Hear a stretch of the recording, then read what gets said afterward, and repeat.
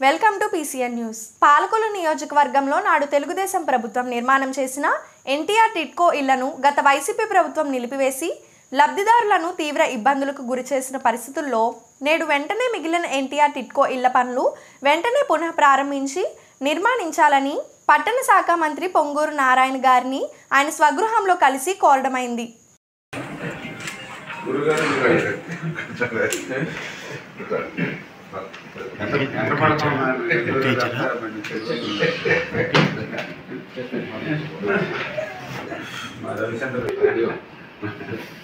రాములు ఉంటాయి కదా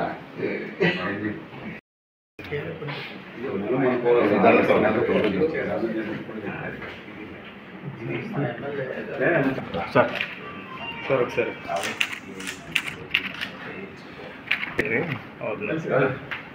సక్సెస్ఫుల్ గా కంప్లీట్ ఇద్దరు మాస్టర్ మీరు కూడా మాస్టర్ ఇది కార్పొరేట్ మాదేమో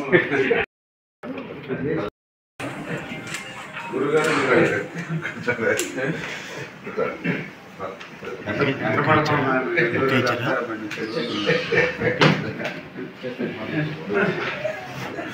రవిచంద్ర రాములు ఉంటాయి కదా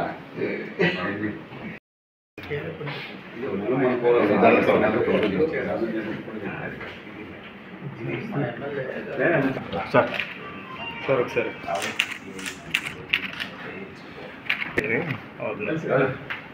సక్సెస్ఫుల్ గా కంప్లీట్ ఇద్దరు మాస్టర్ మీరు కూడా మాస్టర్ ఇది కార్పొరేట్ మాదేమో. ఉమ్మడి గోదావరి జిల్లాలో గురువారం జరిగే ఎమ్మెల్సీ ఎన్నికలకు అధికార యంత్రాంగం అన్ని ఏర్పాట్లు చేపట్టింది.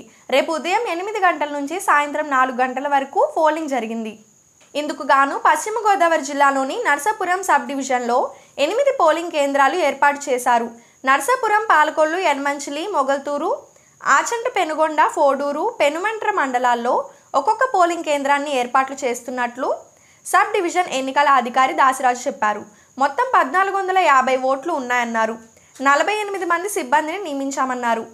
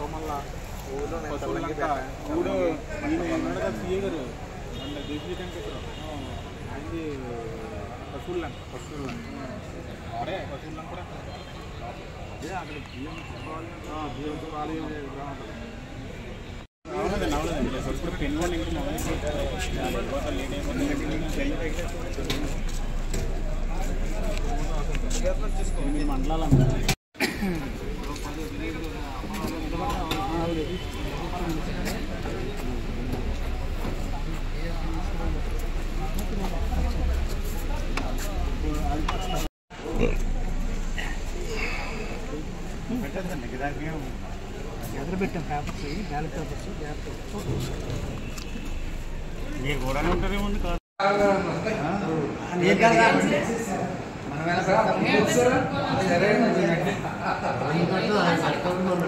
నువ్వు పెట్టి ఏముంటుంది పెట్టు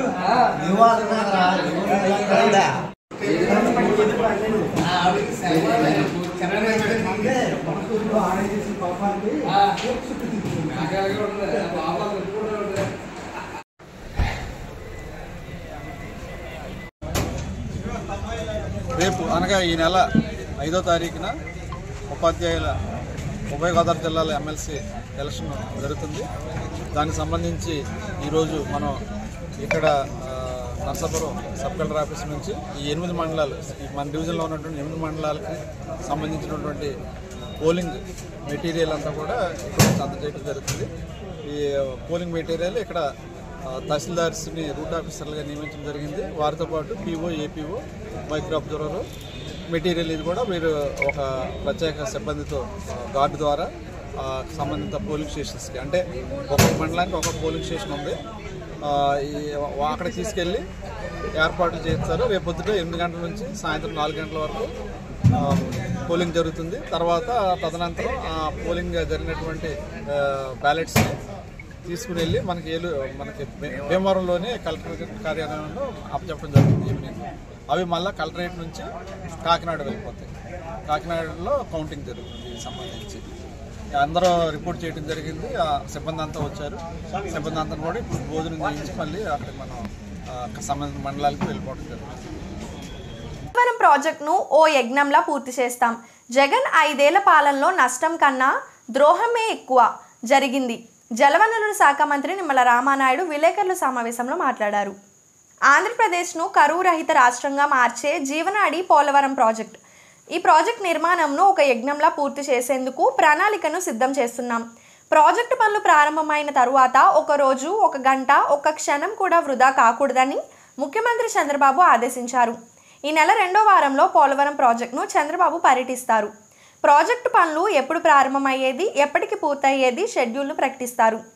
పోలవరం ప్రాజెక్టు, హంద్రీవినాతో పాటు ఇతర ఇరిగేషన్ ప్రాజెక్టులపై వాటర్ పాలసీపై చంద్రబాబు సమీక్ష చేసిన అనంతరం ఏర్పాటు చేసిన విలేకరుల సమావేశంలో మాట్లాడారు. అటువంటి పోలవరం ప్రాజెక్టుకి గత 5 సంవత్సరాల వైఎస్ఆర్సీపీ పాలనలో నష్టం కంటే ద్రోహం ఎక్కువ జరిగిందనేటువంటి విషయాన్ని స్పష్టంగా చెప్పాల్సినటువంటి పరిస్థితి ఉంది.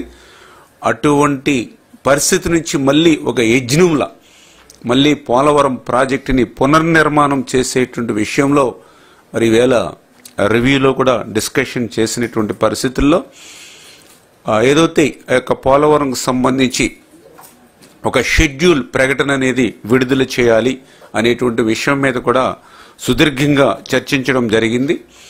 దానిలో భాగంగానే గౌరవ ముఖ్యమంత్రి చంద్రబాబు నాయుడు గారు ఈ నెల 2వ వారంలో పోలవరం మరి పర్యటించి ఆ పోలవరం వద్దనే ఆ యొక్క షెడ్యూల్ ఏదోటే డయాఫ్రమ్ వాల్, అదేవిధంగా ఈసీఆర్ఎఫ్ మెయిన్ డ్యామ్ ఎట్లా ఏ సమయానికి మనం ప్రారంభిస్తాం, ఏ సమయానికి పూర్తి చేస్తాం అనేది క్లియర్ కట్గా టైం బాండ్ పెట్టుకుని మరి ఒక షెడ్యూల్ని మనం పోలవరం ప్రాజెక్టు విజిట్ చేసి 2వ వారంలోనే ఆ యొక్క షెడ్యూల్ని విడుదల చేసేటువంటి విధంగా ప్రణాళిక సిద్ధం చేసుకోమని చెప్పేసి కూడా ముఖ్యమంత్రి గారు మాకు ఆదేశించడం జరిగింది. ఆయన ఒక్కడే చెప్పారు, షెడ్యూల్ ప్రకటించిన తర్వాత ఒక్క రోజు కానీ ఒక్క గంట కానీ వృధా పోవడానికి వీలు లేదు. షెడ్యూల్ ప్రకటించిన రోజు నుంచి కూడా అనుకున్నటువంటి సమయానికి పోలవరం ప్రాజెక్టు పూర్తయి ఉండాలి అని ఆయన చాలా క్లియర్గా ఇన్స్ట్రక్షన్స్ ఇవ్వడం జరిగింది.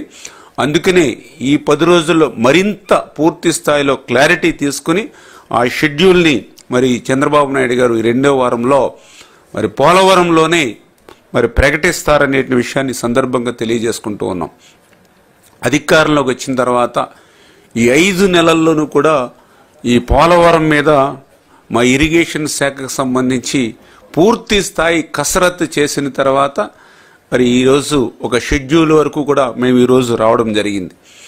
అంటే గత 5 సంవత్సరాల పాలన విధ్వంసం నుంచి మళ్ళీ నిర్మాణం దశకు ఈరోజు పోలవరం చేరుకుంటుందనే విషయాన్ని కూడా మరి ఈ సందర్భంగా తెలియజేసుకుంటూ, అందులో ముఖ్యంగా ఏదైతే సాంకేతికపరమైనటువంటి సమస్యలు ఎన్నో మాకు సవాళ్లుగా నిలిచాయి ఈ 5 నెలల్లో. ఎందుకంటే ఆ రోజు కష్టపడి 18 నెలలు నిర్మాణం చేసినటువంటి డయాఫ్రమ్ వాళ్ళు విధ్వంసం గురవడమే కాదు, ఆ డయాఫ్రమ్ వాళ్ళకి సహకరించేటువంటి భౌగోళిక పరిస్థితులుగా డయాఫ్రమ్ వాళ్ళు ఎక్కడ పైన ఏదైతే ఎర్త్కమ్ రాక్ఫిల్ డ్యామ్ మెయిన్ డ్యామ్ ఏదైతే నిర్మాణం చేస్తామో ఆ మెయిన్ డ్యామ్ నిర్మాణం చేసేటువంటి ప్రాంతంలో కూడా పెద్ద పెద్ద గుంతలు పడి 56 అడుగుల అగాధాలు పడి ఏదైతే అక్కడే ఉన్నటువంటి నేచురల్ బండ్ 250 మీటర్లు ఉంటే మరి అది 150 మీటర్లు కొట్టుకుపోయి, అంటే ఇట్లా జియోగ్రఫికల్గా భౌగోళికంగా ఎంతో కొంత పోలవరం ప్రాజెక్టుకి ఉపయోగపడేటువంటి అంశాలు కూడా గత ప్రభుత్వ నిర్వాహకంతో ఏదైతే మరి విధ్వంసం గురైనటువంటి పరిస్థితుల్లో వాటన్నిటినీ కూడా మళ్ళీ 1 by 1 ఒక్కొక్కటి కూడా అధిగమించేటువంటి విధంగా, ఆ సాంకేతిక సమస్యలను అధిగమించేటువంటి విధంగా ఈ 5 నెలల పడినటువంటి కష్టానికి ప్రతిఫలంగా మరి ఈవేళ ఒక షెడ్యూల్ మరి నిర్మాణం చేసుకుని మరి 2025లో ఈ యొక్క పోలవరం ప్రాజెక్టు పనులు పూర్తి స్థాయిలో అటు డయాఫ్రమ్ వాళ్ళు కానీ ఏదైతే మెయిన్ డ్యామ్ ఎర్త్కమ్ రాక్ఫిల్ డ్యామ్ కానీ మరి చంద్రబాబు నాయుడు గారు మరి ఏదైతే షెడ్యూల్ విడుదల చేస్తారనే విషయం, దీనికి సంబంధించినటువంటి సాంకేతిక అనుమతులు కూడా చాలా వరకు సూత్రప్రాయంగా, ఎందుకంటే మొన్ననే మీరు చూశారు ఏదైతే 3 రోజుల వర్క్షాప్ ఏదైతే పోలవరంలో జరిగిందో, ఇంటర్నేషనల్ ఎక్స్పర్ట్స్, అదేవిధంగా సిడబ్ల్యూసి, పిపిఏ, మన స్టేట్ జలవనరుల శాఖ అధికారులు అందరూ కూడా సమన్వయంతో 3 రోజులు ఏదైతే వర్క్షాప్లు జరిగిందో అందులో కూడా ఈ యొక్క డయాఫ్రమ్ వాళ్ళు నిర్మాణం డిజైన్స్ని కూడా వాళ్ళు ఆమోదించడం జరిగింది. అదేవిధంగా ఆ డయాఫ్రమ్ వాల్ నిర్మాణం జరుగుతున్నటువంటి దశలోనే ఈ యొక్క ఎర్త్కమ్ రాక్ఫిల్ డ్యామ్ కూడా మరి ప్యారలల్గా సమాంతరంగా నిర్మాణం చేసేటువంటి విధంగా కూడా మరి సూత్రప్రాయంగా కూడా అంగీకారం జరిగింది. అంటే సమయాన్ని, అంటే ఏదైతే కేంద్ర ప్రభుత్వం 2027 కల్లా పూర్తి చేయాలనేటువంటి ఏదైతే మరి వాళ్ళు లక్ష్యం ఇచ్చారో దాన్ని సాధించేటువంటి విధంగా అలా ప్యారలల్గా కూడా మరి సూత్రప్రాయంగా కూడా ఏదైతే అంగీకరించారో వాటిని దృష్టిలో పెట్టుకుని ఆ షెడ్యూల్ని ఏదైతే ఇప్పటికే రూపొందించుకున్న షెడ్యూల్ని మరి ఇటీవల మరణించిన మున్సిపల్ మాజీ చైర్మన్ వల్లాభు నారాయణమూర్తి గారిని united Kapu international service club ఆధ్వర్యంలో ఘన నివాళులు అర్పించారు. కార్యక్రమంలో international governor doctor Mucharla Sanjay, club governor Penumaka Rammohan Rao ముఖ్య అతిథులుగా పాల్గొన్నారు. ఈ సందర్భంగా డాక్టర్ ముచ్చర్ల సంజయ్ మాట్లాడుతూ వల్లభు నారాయణమూర్తి మున్సిపాలిటీకి చెందిన సేవలను కొనియాడారు. అదేవిధంగా గవర్నర్ పెనుమాక రామ్మోహన్ రావు మాట్లాడుతూ ఎంతో నీతివంతమైన పాలన అందించి పాలకొల్లు మున్సిపాలిటీ అభివృద్ధి పదంలో నారాయణమూర్తిని నడిపించారని, ఆయన మరణం వారి కుటుంబ సభ్యులకే కాకుండా పాలకొల్లు పట్టణానికి తీరని లోటని అన్నారు.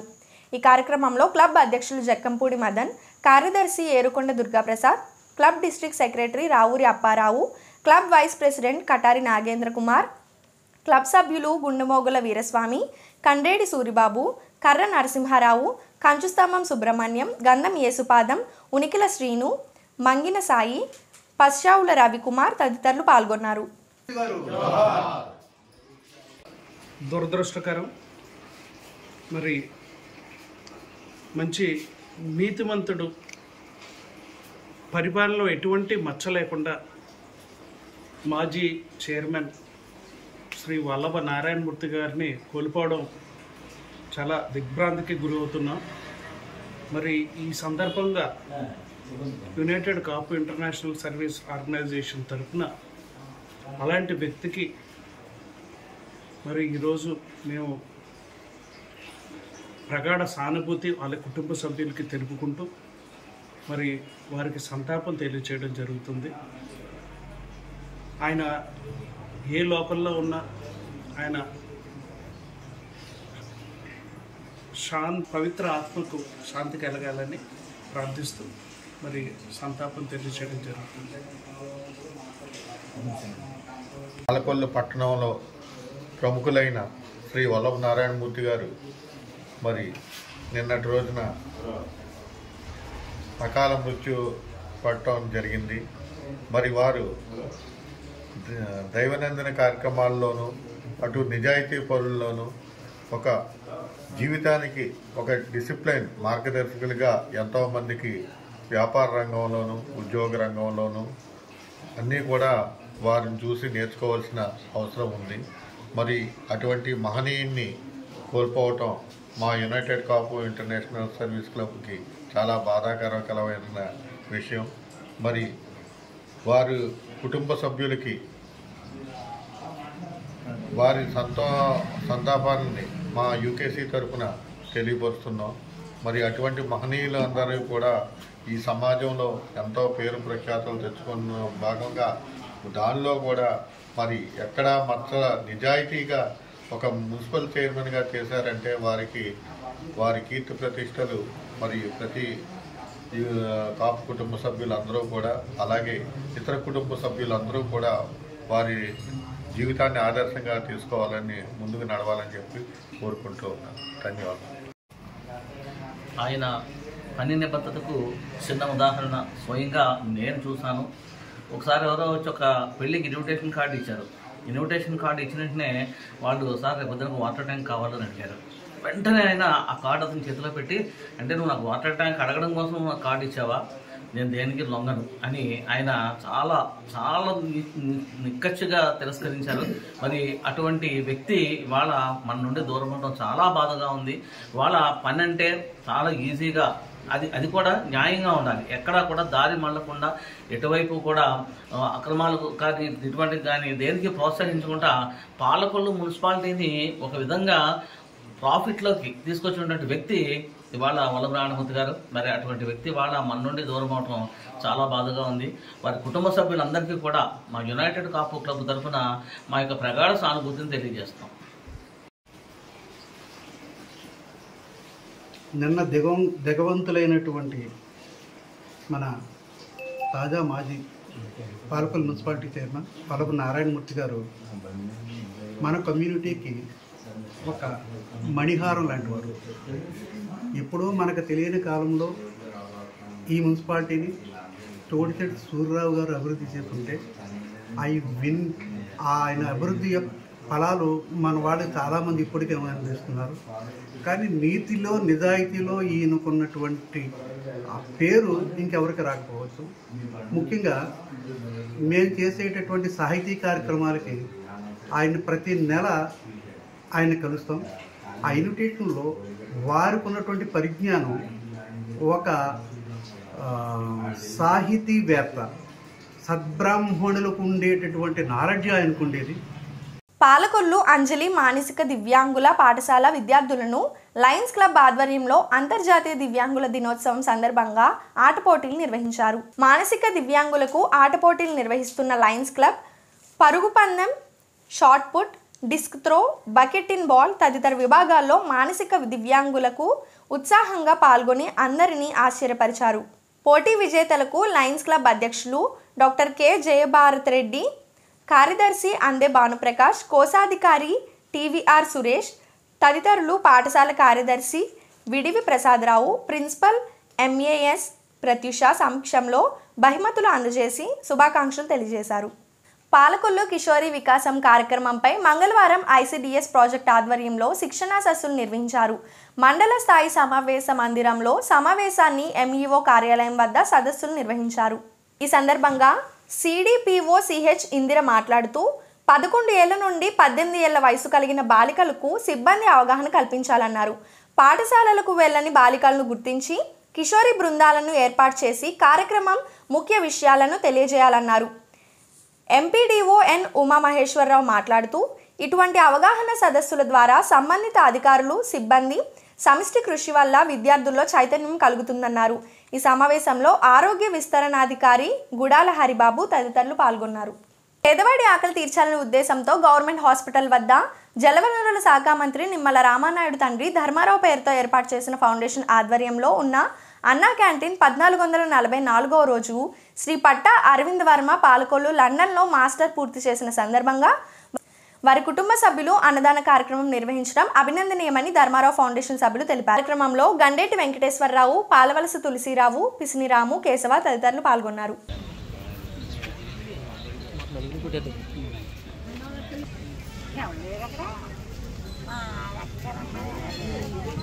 నమస్కారం. గౌరవనీయులు మన మంత్రివర్యులు డాక్టర్ నిమ్మల రామానాయుడు గారు ఈ మొబైల్ అన్నా క్యాంటీన్ ద్వారా ప్రతిరోజు ఈ గవర్నమెంట్ హాస్పిటల్లో మరి పేషెంట్ చూడడానికి వచ్చినటువంటి బంధువులకు వారి స్నేహితులు అందరూ కూడా ఎక్కడ ఎటువంటి ఇబ్బంది కలగకూడదు. వీళ్ళు టౌన్లోకి వెళ్ళి భోజనం చేయాలంటే ఒక ఆటోకే ఒక మనిషికి వచ్చి ఇంచుమించు 100 రూపాయలు ఖర్చు పెట్టాల్సిన పరిస్థితి భోజనం కాకుండా ఇవన్నీ ఆయన దృష్టిలో పెట్టుకొని ఇక్కడ ఉన్న పేషెంట్స్కి ఫ్యామిలీస్కి ఎటువంటి ఇబ్బంది లేకుండా ప్రతిరోజు ఇక్కడ ధర్మారావు ఫౌండేషన్ ఆధ్వర్యంలో ఈ ఉచిత భోజనాలన్నీ ఏర్పాటు చేయడం జరుగుతుంది. ఇలా ఈ ఉచిత భోజనాలన్నీ ఏర్పాటు చేసి వేళకి 1444 రోజులు పూర్తి చేసుకున్నాం. అది ఫేస్బుక్లో అవనివ్వండి, చరవాణిలో అవనివ్వండి, ఇతర మాధ్యమాల ద్వారా చూసినట్టు ఎంతోమంది ఈ పుణ్యకార్యంలో మాకు కూడా భాగస్వామ్యం కల్పించండి అని చెప్పి ప్రతిరోజు మమ్మల్ని ఈ డోనర్స్ అడగడం జరుగుతుంది. ఈరోజు మా డోనర్ ఎవరంటే శ్రీ పట్టా అరవింద్ వర్మ గారు. ఈయన ఏంటంటే లండన్లో చదువుకుంటున్నాడు. ఈయన లండన్లో మాస్టర్ డిగ్రీ పూర్తి చేసిన సందర్భంగా వారు కుటుంబీకులు ఆనందంతో అంటే పట్టా వారు ఫ్యామిలీ మెంబర్స్ పట్టా రవివర్మ గారు, శ్రీమతి జయలక్ష్మి గారు, చెల్లెలు ఐశ్వర్య గారు, ఈ ఫ్యామిలీ మెంబర్స్ వీళ్ళందరూ కలిసి మరి అరవింద్ వర్మ గారు లండన్లో మరి ఎంఎస్ పూర్తి చేసిన సందర్భంగా, డిగ్రీ పూర్తి చేసిన సందర్భంగా మరి ఈ ఐటమ్స్ అన్ని పేదలకి ఏర్పాటు చేయండి అని చెప్పి వారి ఫ్యామిలీ మెంబర్స్ వాడడం జరిగింది. వారి ఫ్యామిలీ మెంబర్స్ వచ్చారు. వారి కుటుంబానికి మేము శిరస్సు వంచి నమస్కరిస్తూ మరి ఆయన లండన్లో ఉన్నట్టు ఇంకా మరిన్ని గొప్ప చదువుకొని మంచి పొజిషన్లో ఉండి పేదలకి వారి ఆపనాస్తం ఎప్పుడు అందించాలని కోరుకుంటూ ఈ కార్యక్రమాన్ని ప్రారంభించే ముందు వారిని సార్వతో సత్యం చూస్తున్న మా కృష్ణరాజు బాబు.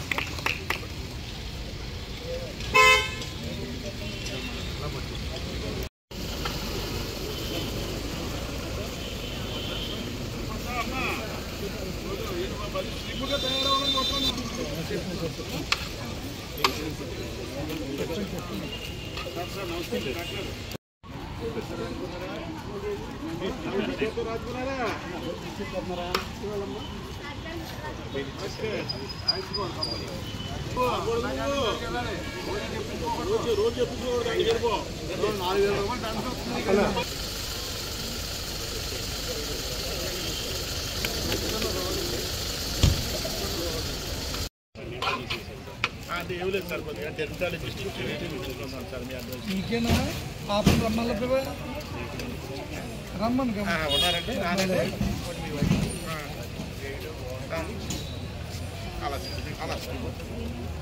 అలాగే సార్.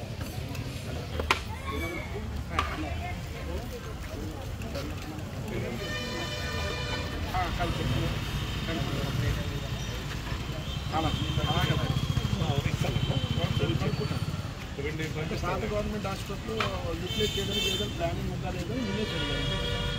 అంటే ఇంజనీర్స్ అంటే ఏం లేదు సార్. అంటే ఇంజనీర్స్ ఎవరంటే మన జూనియర్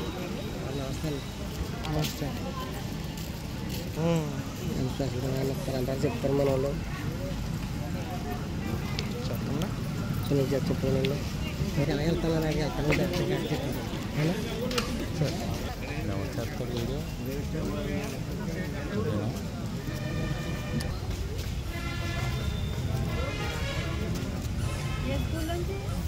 ఇప్పుడు మామూలుగా అది గవర్నమెంట్ కాలేజీ కదా, ఆరోగ్య కార్డు పెట్టుకెళ్ళాం. వేళ లేదు